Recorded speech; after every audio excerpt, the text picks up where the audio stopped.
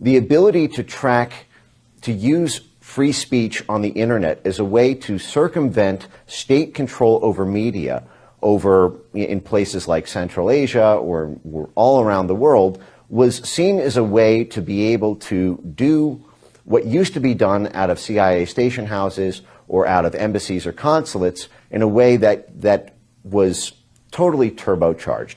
And all of the internet free speech technology was initially created by our national security state. VPNs, virtual private networks, to hide your IP address. Tor, the dark web, to be able to buy and sell goods anonymously. End-to-end encrypted chats. All of these things were created initially as DARPA projects or as joint CIA-NSA projects to be able to help intelligence-backed groups to overthrow governments that were causing a problem to the Clinton administration or the Bush administration or the Obama administration.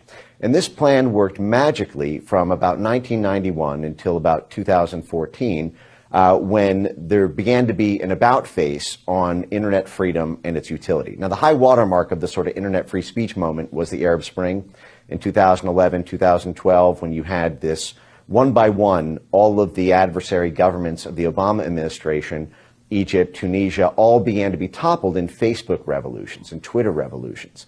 And you had the State Department working very closely with the social media companies to be able to keep social media online during those periods. There was a famous phone call from Google's Jared Cohen to Twitter to not do their scheduled maintenance so that the preferred opposition group in Iran would be able to use Twitter to win that election. So it was free speech was an instrument of statecraft from the national security state to begin with. All of that architecture, all of the NGOs, the relationships between the tech companies and the national security state had been long established for freedom.